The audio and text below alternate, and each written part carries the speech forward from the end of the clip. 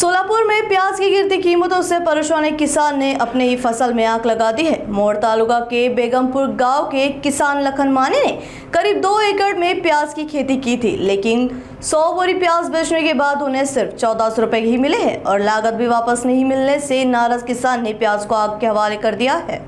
तर अपयशी सरकार म्हणावं लागेल।